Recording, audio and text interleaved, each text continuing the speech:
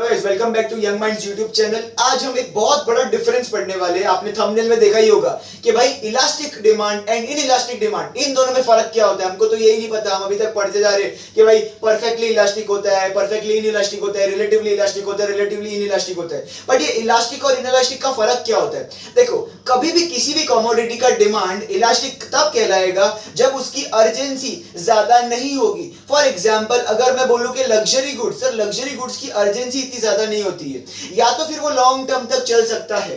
ठीक है, अगर मैं बोलूं कि सर किसी भी कमोडिटी का डिमांड इन इलास्टिक है, दैट मींस उनकी अर्जेंसी ज्यादा होती है। For example necessity goods. Sir necessity goods क्या होते हैं? अभी हमको चाहिए, मतलब चाहिए, अगर अभी खाना नहीं मिलेगा तो पेट नहीं भरेगा तो हम मर जाएंगे। सर इन इलास्टिक और इलास्टिक के अंदर फर्क क्या रहता है? जिसकी डिमांड बहुत ज्यादा होती है, बहुत ज्यादा होती है करंट सिचुएशन में, वो होता है इन इलास्टिक डिमांड। हम उसकी प्राइस कितनी भी बढ़ जाए, फॉर एग्जांपल रोटी, देखो रोटी की प्राइस अगर कितनी भी बढ़ जाए, लोग रोटी खाना छोड़ेंगे नहीं। दूध की प्राइस कितनी भी बढ़ जाए, मिल्क की प्राइस कितनी भी बढ़ जाए, लोग उसकी डिमांड को कम नहीं करेंगे, because it is a necessity product, it is a necessity commodity. तो सर ऐसी कोई भी चीज जिसका प्राइस कितना भी बढ़ जाए पर उसकी डिमांड पर कभी ज्यादा फर्क नहीं पड़ता, उसको बोलते हैं इन इलास्टिक डिमांड, उसको इन इलास्टिक डिमांड। वेरिन इसका वाइस वर्सा उल्टा। सर इलास्टिक डिमांड का मतलब होता है कि सर अगर प्राइस बढ़ रही है तो उसकी डिमांड अफेक्ट होगी, या तो बढ़ेगी या घटेगी। ठीक है, फॉर एग्जांपल अगर लग्जरी कार की, फॉर एग्जांपल मर्सिडीज कार की अगर प्राइस बहुत बढ़ गई है, तो सर लोग उसकी डिमांड को कम कर देंगे, बोलेंगे ठीक है ना, जब भाव कम होगा तब खरीदेंगे अपन। ठीक है, तो सर ऐसी डिमांड को बोलते हैं, ऐसे कमोडिटी की डिमांड को बोलते हैं इलास्टिक डिमांड, जिसकी प्राइस के बढ़ने या घटने की वजह से उसका डिमांड अफेक्ट होता है। सिंपल एक वापस रिकैप देता हूं, अगर प्राइस बढ़ रहा है या घट रहा है और उसकी डिमांड अफेक्ट हो रही है, that will be elastic demand. अगर प्राइस बढ़ रहा है या घट रहा है पर उसकी वजह से डिमांड में ज्यादा अफेक्शन नहीं होता, that is in elastic demand. Now हम आज एक बहुत दो इंपॉर्टेंट आंसर पढ़ने वाले। First one is factors influencing elasticity of demand. कौन से वो फैक्टर्स है, वो रीजंस है जिसकी वजह से इलास्टिसिटी ऑफ डिमांड बढ़ता घटता है, उसमें चेंजेस होते हैं। ठीक है, चलो अब इसको याद करने के लिए एक सिंपल सी ट्रिक है। See you, bye bye tata, see you वाला होता है ना, सी यू हटेली, डरावनी टीना। टीना बहुत हटेली और डरावनी है तो हम बोलते भाई तू भाग इधर से, सी यू। ठीक है, तो सी यू हटेली, डरावनी, टीना। सी से आता है कॉम्प्लीमेंट्री गुड्स। देखो कॉम्प्लीमेंट्री गुड्स का मतलब होता है कि अगर एक को चलाना है तो दूसरे की जरूरत पड़ेगी। For example petrol and car, अगर पेट्रोल नहीं होगा तो कार नहीं चलेगा, बरोबर। सर पेट्रोल एंड कार की जो डिमांड होती है that is called as inelastic demand, क्योंकि सर उन दोनों के बिना किसी में एक भी अगर नहीं हुआ तो दूसरे का काम नहीं चलेगा। इसकी वजह से सर पेट्रोल का प्राइस कितना भी बढ़ जाए, अगर अपन को कार चलानी और उसकी जरूरत है तो हम उसकी डिमांड करेंगे। तो उसके लिए सर कॉम्प्लीमेंट्री गुड्स की डिमांड क्या होती है? इन इलास्टिक होती है। ठीक है, चलो urgency of need. Sir urgency of need दो तरह से हो सकती है। अगर आपको किसी भी कमोडिटी का जो जरूरत है वो बहुत अर्जेंट है, बहुत ज्यादा अर्जेंट है, सर अगर बहुत ज्यादा अर्जेंट होगा उस डिमांड को हम इन इलास्टिक डिमांड बोलेंगे। वेरिन अगर कम अर्जेंट होगा कि भाई नहीं ठीक है बाद में भी काम हो सकता है, वो बाद में उसकी अगर कमोडिटी मिले तो सेटिस्फेक्शन मिल सकता है बाद में भी, तो सर वो डिमांड होगी आपकी इलास्टिक डिमांड। तो जितना ज्यादा अर्जेंट उतना ज्यादा इन इलास्टिक, जितना कम अर्जेंट उतना इलास्टिक। ठीक है, चलो नेक्स्ट है हैबिट। सर हैबिट्स का मतलब होता है अगर आप किसी भी चीज से एडिक्टेड हो। For example I am a smoker, मुझे सिगरेट्स पीना बहुत पसंद है, असली में नहीं बट सिगरेट्स पीना बहुत पसंद है ना, ये मेरी हैबिट है। सर अगर सिगरेट का भाव कितना भी बढ़ जाए क्या मेरी डिमांड में फर्क पड़ेगा? नहीं सर, मुझे हैबिट है, मैं उसको अभी भी डिमांड करूंगा। देखो प्राइस कितना भी बढ़ रहा है पर मेरी डिमांड में ज्यादा फर्क नहीं पड़ रहा, ऐसी डिमांड को बोलते हैं इन इलास्टिक डिमांड। तो हैबिट्स की डिमांड जो होती है वो इन इलास्टिक होती है। Next durability. सर ड्यूरेबिलिटी दो तरह से होते हैं। जो कुछ प्रोडक्ट ऐसे होते हैं जो बहुत ड्यूरेबल होते हैं, बहुत लंबे टाइम तक चलते रहते। फॉर एग्जांपल आपने टेलीविजन खरीदा, फ्रिज खरीदा, ये क्या होते हैं, आप एक बार इन्वेस्ट करते हो बहुत लंबे समय तक ड्यूरेबल रहते हैं। ऐसे प्रोडक्ट्स की डिमांड होती है इलास्टिक। क्या होती है? इलास्टिक। वेरिन सर कुछ प्रोडक्ट्स होते हैं जो कि फटाफट खत्म हो जाती है या फिर खराब हो जाते हैं, जैसे कि सब्जियां हो गए, फ्रूट्स हो गए, खाने पीने की चीजें होती है, दे आर पेरिशेबल। तो सर वो सारी चीजों की डिमांड क्या होती है? इन इलास्टिक होती है। ठीक है, next time period. Sir time period का मतलब होता है सर वो ड्यूरेबिलिटी और टाइम पीरियड एक जैसा ही होता है। जितना लंबा पीरियड उतनी ज्यादा उसकी डिमांड इलास्टिक, जितना कम पीरियड उतनी ज्यादा उसकी demand in elastic. Next income of the consumer. Sir अगर किसी कंज्यूमर की इनकम बहुत ज्यादा है, अच्छी खासी हाई इनकम है, तो उसकी डिमांड क्या होगी, इलास्टिक होगी, वो जब चाहे जो चाहे वो खरीद सकता है, ठीक है। बट अगर उसकी इनकम कम होगी तो वो सिर्फ अपने पैसे इन जो नेसेसिटी प्रोडक्ट्स है उन्हीं पर खर्च करेगा, तो उसकी डिमांड क्या होगी, इनइलास्टिक। मतलब अगर इनकम हाई तो डिमांड इलास्टिक, इनकम लो तो demand inelastic. Next, nature of commodity. Sir nature of commodity, commodity होती है ना वो या तो लग्जरी हो सकता है या तो नेसेसिटी वाला हो सकता है।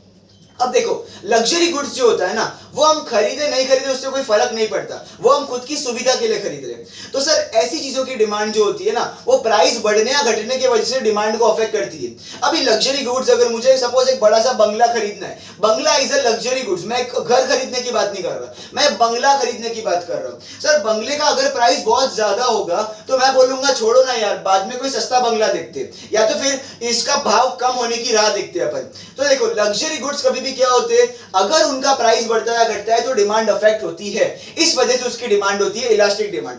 वेरिन सर दूसरा तरह का नेचर क्या होता है कमोडिटी का, necessity goods. Sir necessity goods की डिमांड जो होती है वो हमको पूरी करनी पड़ती है at that present particular time. For example अगर मुझे प्यास लग रही है तो water is the necessity at this time, at this particular time. तो सर वाटर की डिमांड, अब वाटर मुझे 40 रुपए में मिले, 10 रुपए में मिले, 100 रुपए में मिले, वो मुझे खरीद के पीना ही पड़ेगा वरना मैं थर्स्ट के मारे मर जाऊंगा। तो वाटर की जो डिमांड होगी वो क्या होगी, इनइलास्टिक होगी, ठीक है। चलो नेक्स्ट है नंबर ऑफ यूजेस। ना देखो कुछ प्रोडक्ट ऐसे होते हैं जो जिसके यूजेस बहुत सारे होते हैं और कुछ होते हैं जो कि सिंगल यूज होते हैं। अब देखो अगर कोई सिंगल यूज वाला प्रोडक्ट है, सिंगल यूज वाला प्रोडक्ट है, आप क्या करोगे सर, उसको खरीदोगे एंड बाद में उसको एक ही चीज के लिए यूज करते रहोगे करते रहोगे करते रहोगे।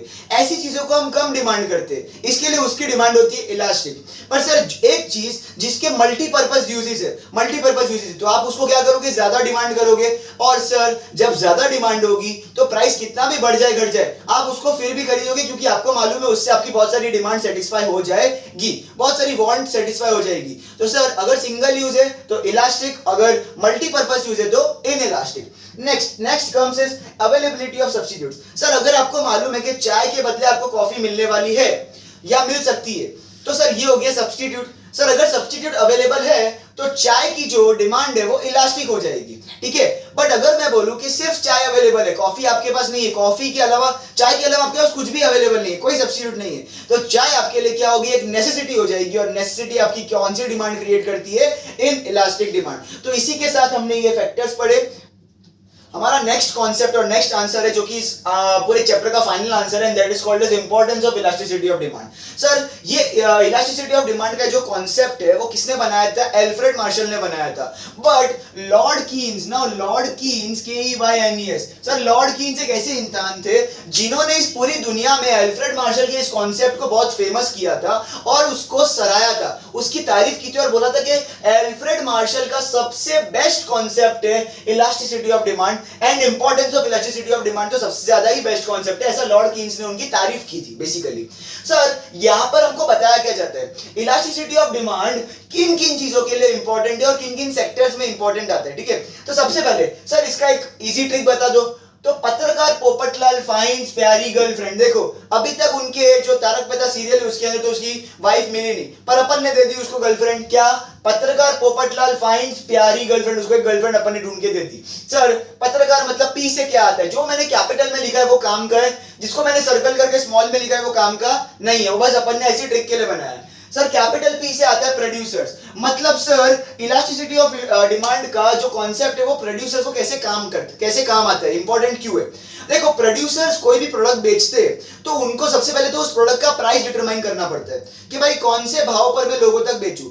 नाउ देखो अगर प्रोड्यूसर्स को पता होगा इलास्टिसिटी ऑफ डिमांड के कॉन्सेप्ट के बारे में तो उससे क्या पता चलेगा, कुछ प्रोडक्ट्स ऐसे होते हैं जिनकी डिमांड इनइलास्टिक होती है और कुछ प्रोडक्ट्स ऐसे होते हैं जिनकी डिमांड इलास्टिक होती है। प्रोड्यूसर्स का जो प्रोडक्ट बना रहे, सपोज प्रोड्यूसर्स दूध बना रहे तो दूध की जो डिमांड होती है वो इनइलास्टिक होती है, बरोबर। तो सर ऐसे टाइम पे प्रोड्यूसर्स को मालूम है कि मैं इसको अगर बड़े भाव पर, ज्यादा भाव पर बेचूंगा तो भी लोग इसको खरीदने वाले।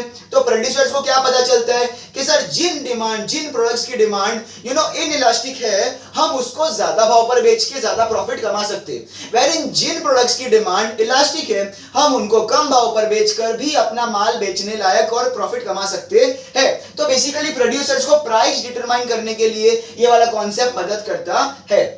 नेक्स्ट पोपटलाल पे पी से आता है public utilities. Now sir public utilities का मतलब होता है, फॉर एग्जांपल पब्लिक यूटिलिटीज का मतलब होता है कि सर ऐसी कमोडिटीज जो कि बहुत सारी पब्लिक को एक साथ काम आती है। जैसे कि अगर मैं रेलवेज का एग्जांपल दूं तो रेलवेज पब्लिक यूटिलिटी मानी जाती है, बिकॉज ये एक ऐसी चीज है जो एक ही साथ में बहुत सारी लोगों को काम आती है। ना देखो रेलवेज की जो डिमांड वो कौन सी है, इन इलास्टिक या elastic? Sir in elastic demand होती है, बरोबर। सर रेलवेज की डिमांड अगर इन इलास्टिक है तो इससे गवर्नमेंट को क्या पता चलता है कि बिना रेलवे के पब्लिक रहेगी नहीं। तो इसकी वजह से गवर्नमेंट को यह पता चलता है कि हमें रेलवे में और कितने डेवलपमेंट करने चाहिए। लोगों को रेलवे का प्राइस ज्यादा लग रहा है, कम लग रहा है? अगर ज्यादा लग रहा है तो कम करो, अगर कम लग रहा है तो थोड़ा बढ़ा दो। ये सारी चीजों में इलास्टिसिटी ऑफ डिमांड गवर्नमेंट को मदद करती है, ये पब्लिक यूटिलिटीज के रिलेटेड। नेक्स्ट है सर फाइंड्स में आता है फैक्टर प्राइसिंग।